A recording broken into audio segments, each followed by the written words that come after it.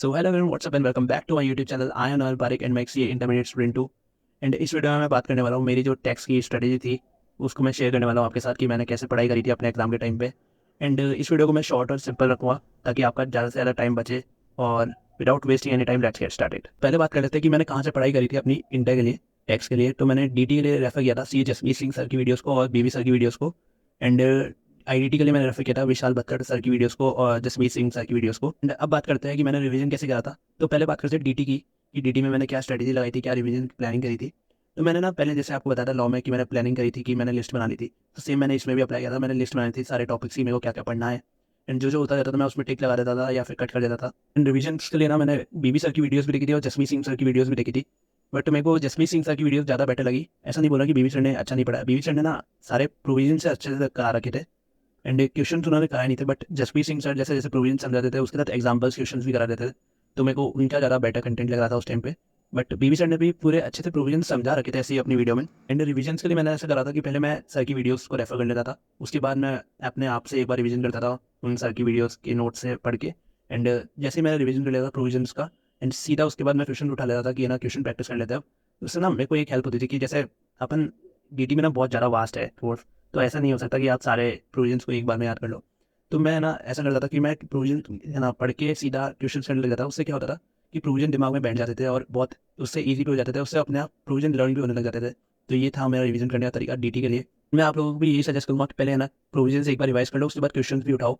अगर आप सीधा प्रोविजन पढ़ते रहोगे और पूरा टाइम प्रोविजन को लोगे कि है ना प्रोविजन पढ़ लेते हैं इससे काम हो जाएगा, तो ऐसा बिल्कुल नहीं होने वाला है। अगर आप सीधा प्रोविजन पढ़ के एग्जाम में जाओगे तो ब्लैकआउट हो जाओगे, आपको कुछ समझ में नहीं आएगा कि आपको कैसे हैंडल करना है क्वेश्चन को। क्योंकि क्वेश्चन प्रैक्टिस करना बहुत जरूरी होता है डीटी के अंदर, क्योंकि अलग अलग तरीके की एडजस्टमेंट होती है। जैसे मैं करता था पीजीपी में, मैं जैसे मान लो मैंने पीजीपी चैप्टर है उसको उठाया एंड उसका पहले मैंने प्रोविजन पढ़ा। एंड उसके बाद मैंने साथ के साथ क्वेश्चन उठा लिए, जिससे मेरे को पता चल जाता था कि यार ऐसे एडजस्टमेंट करनी है, ऐसे एग्जाम में ऐसे है ना रिप्रेजेंट करना है अपने आप के आंसर को। तो ये बहुत हेल्पफुल होता है कि आप एक तो इससे स्पीड मेंटेन हो जाएगी आपकी, एंड क्वेश्चन की जो प्रेजेंटेशन है वो आपको पता चल जाएगा एग्जाम के लिए। बच्चे ये गलती करते हैं कि ना वो छोटे चैप्टर्स को इग्नोर कर देते हैं, जैसे क्लबिंग हो गया, रेसिडेंशियल स्टेटस हो गया, रिटर्न वाला चैप्टर हो गया। ये चैप्टर्स ना बहुत ज़्यादा वेटेज रखते हैं एंड बहुत ईजिली आप कर भी सकते हो इनको। तो मैं बोलूँगा कि आप पहले छोटे चैप्टर्स पे फोकस करो, क्योंकि जैसे रेसिडेंशियल स्टेटस है ये हर बार है ना लगभग 6 से 8 नंबर का आप एग्जाम में एक्सपेक्ट कर सकते हो, आता ही आता है। तो मैं आपको यही सजेस्ट करूँगा कि छोटे चैप्टर्स को इग्नोर आउट बिल्कुल मत करना, क्योंकि ऐसे ही कहीं से भी कुछ भी पूछ लेता है। दो चीज़ मेरे को बहुत हेल्पफुल लगी थी, जिसमें से पहली है कि जैसे सी ए जसमीत सिंह सर और बीबी सर जो थे ना, उन्होंने जो डिडक्शन वाला चैप्टर था उसमें ना जो डिडक्शन की सेक्शंस थे उसको बहुत अच्छी तरीके से ट्रिक बना के याद करवा दिया था।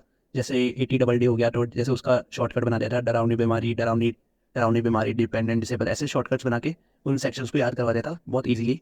एंड सेकंड थी, एक वीडियो देखी थी मैंने सी अमित महाजन सर की। उसमें ना उन्होंने ना बहुत अच्छे तरीके से शॉर्टकट स्टोरी की तरह स्टोरी लाइन बना रखी थी, TDS और TCS, और शायद डिडक्शन का भी था, मेरे को एग्जैक्टली ध्यान नहीं। बट TDS TCS के लिए उन्होंने स्टोरी बना रखी थी, जिससे आप इजीली लर्न कर सकते हो सारे सेक्शंस को। एंड उस वीडियो का मैं लिंक भी आपको डिस्क्रिप्शन में डाल रहा हूँ। वो बस मैंने एक ही वीडियो देखी थी अमित महाजन सर की। एंड यार वो बहुत हेल्पफुल लगी थी सच में। एंड वन मोर थिंग, जो बच्चे गलती करते हैं वो सोचते हैं कि ना यार ये टॉपिक में वो हार्ड लग रहा है तो इसको पूरा छोड़ देते हैं, वो पूरा स्किप कर देते हैं उसको, जबकि आपको ऐसा नहीं करना है। आपको जितना उसमें से आ रहा है ना, जितना आप इजीली कर पा रहे हो वो तो एटलीस्ट कर लो आप, क्योंकि यार एग्जाम में पता नहीं कब कहाँ से क्या आ जाए। एंड यार एग्जाम में तो एक एक दो दो नंबर बहुत इंपॉर्टेंस के होते हैं। तो मैं ये बोलूँगा कि पूरे टॉपिक को स्किप करने से अच्छा है कि उसमें जो जो आप कर सकते हो वो तो एटलीस्ट करके चल जाओ। एंड जस्ट लाइक लॉ, इसमें मैंने 3 से 4 बार रिवाइज करा था अपने पूरे कोर्स को। एंड मैंने RTP करी थी, MTP करी थी। एंड अगर आपके पास सफिशिएंट टाइम बचता है ये सब करने के बाद, तो मैं आपको बोलूँगा कि पिछले 4 साल के अटेम्प्ट की RTP MTP आप देख सकते हो एज एक्स्ट्रा वर्क। तो ये थी मेरी DT की रिविजन स्ट्रेटजी। एंड अब बात करते हैं GST की। तो GST में मैंने विशाल भट्टर सर की वीडियोस को देखा था एंड जसमीत सर की वीडियोस को देखा था। एंड मैंने प्योरली फोकस करा था ICAI मटेरियल पे, क्योंकि ना GST में प्रोविजंस ईजी लर्न हो जाते हैं। एंड ICAI मटेरियल मेरे को ईजी लग रहा था। तो अब बात करते हैं रिवीजन कैसे करा था मैंने GST का। तो GST में मैंने रिवीजन ऐसे करा था कि मैं सर की वीडियोस को पहले देख लेता था पूरा अच्छी तरीके से, उसके बाद ICAI मटेरियल से प्रोविजन पढ़ता था। And same like just DT, मैं उसके बाद उसके क्वेश्चन कर लेता था। पहले ICAI क्वेश्चन करता था एंड उसके बाद पास्ट ईयर क्वेश्चन करता था। एंड ये करने से मेरा रिवीजन हो जाता था। एंड इसी को मैंने 3 से 4 बार मल्टीपल टाइम करा था। या GST ना कंपेरेटिवली जो इनकम टैक्स होता है उससे ईजी होता है। एंड मैंने जैसे मैं आपको बताता हूँ कि ना जो सारे चैप्टर्स होते हैं GST में वो इंटरलिंक होता है अगले चैप्टर से। बहुत सारे चैप्टर ऐसे मिल जाएंगे आपको कि अगले चैप्टर से उनका लिंकेज होता है। तो जैसे सप्लाई था, प्लेस ऑफ सप्लाई हो गया, टाइम ऑफ सप्लाई हो गया, वैल्यू ऑफ सप्लाई हो गया, ये 4 चैप्टर्स ऐसे थे जिनका इंटरकनेक्शन था एक दूसरे चैप्टर्स में। तो एक भी चैप्टर अगर आप मिस कर दोगे ना तो आपका आगे का कॉन्सेप्ट हिल जाएगा। तो मैंने सोचा था कि पहले मैं अच्छे से कॉन्सेप्ट बिल्ड करूँगा IDT के अंदर। एंड वही मैंने करा। मैंने पहले 4 सप्लाई के चैप्टर कर लिए थे अच्छे से, क्योंकि यार ये छोटे भी थे एंड बहुत ईजिली हो पा रहे थे, टाइम बच भी रहा था और इनको मैंने ये बहुत ज़्यादा वेटेज भी रखते थे, इसलिए मैंने इनको पहले कर लिया। एंड इसके बाद जैसे बचे हुए चैप्टर थे registration, ITC, payment of tax, ऐसे बचे हुए चैप्टर को मैंने बाद में करा, क्योंकि वो वेटेज कम रखते थे एंड बड़े चैप्टर थे वो, तो मैंने उनको बाद में रेफर किया था। ये सब करने के बाद मैंने आईसीआई मटेरियल के बाद मैंने करा था आरटीपी, एमटीपी एंड पीवाईक्यूज लगाए थे। एंड एक चीज़ और बोलूँगा, जो मैं सेम चीज़ बोली थी लॉ में, कि इसमें भी ज़रूरी नहीं है कि आप सेक्शन नंबर याद करो किसी भी चीज़ के, बट मैं ये नहीं बोल रहा कि सेक्शन नंबर बिल्कुल ध्यान रखना, आपसे हो रहे हैं तो बहुत अच्छी बात है, बट सिर्फ उसमें बस ध्यान देना, जैसा कि मैंने लॉ में आपको ऑलरेडी बता चुका हूँ। सेम मैंने जैसे लॉ में मॉक टेस्ट सीरीज ली थी भाग्य अचीवर्स की, इसमें भी मैंने भाग्य अचीवर्स से ही मॉक टेस्ट सीरीज ली थी। And same 4 chapter wise test और एक फुल टेस्ट था।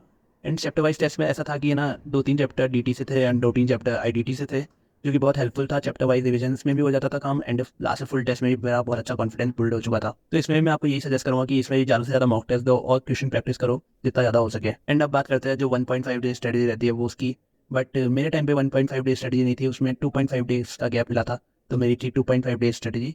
तो उसमें मैंने पहले क्या था कि ना, ऐसे जो मेरे को डाउटफुल चैप्टर से कि यार इसमें मेरे को बहुत सारे डाउट्स है, तो पहले मैंने उनको सॉल्व किया था अच्छे से, उनको कॉन्सेप्ट बिल्ड करके अच्छे से उनको रिवाइज किया था। एंड उसके बाद स्मॉल चैप्टर्स पे फोकस करा था। एंड उसके बाद जो बड़े चैप्टर्स थे जिनमें कम वेटेज का था, उन पे फोकस करा था, डीटी में भी और आईडीटी में भी।